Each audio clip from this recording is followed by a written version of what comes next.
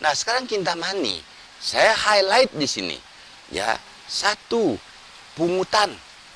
Ini retribusi ini menjadi isu yang viral.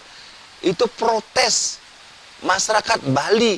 Kenapa saya main di Bali kok dipungutin? Sampai sekarang masih berlaku ya? Masih, ini dihidupkan kembali 1 Januari. Nah, inilah menjadi beban. Begitu Januari dihidupkan 1 Januari, drop. Itu harus berarti regulasi dari pemerintah atau dari desa adat sendiri ya? Dari Kabupaten Bangli. Nah, ini yang saya tidak mengerti, ya kenapa terjadi pungutan retribusi di jalan umum, di jalan raya. Di mana jalan ini, ya, orang tembus ke Singaraja, orang ini ke Songan, Songan bisa ke Karangasem. Itu jalan umum, jalan ke desa-desa. Jalan dibangun untuk memudahkan aksesibilitas, memudahkan pergerakan ekonomi. Ya, gitu. Nah, sekarang dipungut dengan satu peraturan bupati. Nah, ini yang saya betul-betul saya bertanya, apakah secara legal ini boleh? Nah, tentu di luar bidang saya ada penegak-penegak hukum yang banyak. Nah, apakah harus tutup mata? Kaji, teliti, kan gitu kan? Mungkin itu tujuannya adalah untuk meningkatkan pendapatan untuk pada akhirnya bermuara kembali kepada masyarakat. Begini Pak, jadi sekarang ketika namanya PHRI pasti untuk meningkatkan PAD, ya, bukan PHRI retribusi untuk peningkatan PAD, ya. Tetapi, nah sekarang kebijakan ini, apakah ini itu bisa mendorong perekonomian atau bahkan Malah orang justru tidak datang jadinya ya? jadi Mengurangi. menghambat pergerakan. Nah, kita lihat Bangli ini masuk daerah termiskin. Kenapa? Ini yang harus dikaji.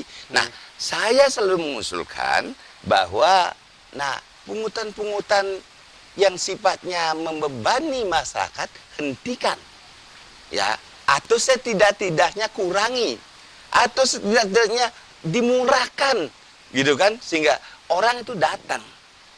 Ya, datang kan berkunjung. Kalau mereka udah di awal merasa berat, ngapain saya pergi ke situ? Nah, sekarang katakanlah pungutan yang masuk ke kawasan Kintamani itu untuk domestik 26.000.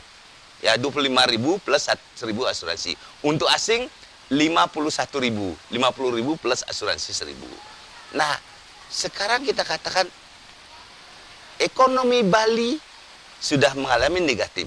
Artinya apa? Daya beli masyarakat sudah menurun. Nah, mereka sudah jenuh di rumah, ingin rekreasi, kan gitu kan? Nah, dia bawa uang 50.000. Udah ada rencana nih, saya beli kopi, beli tipat cantok, beli apa?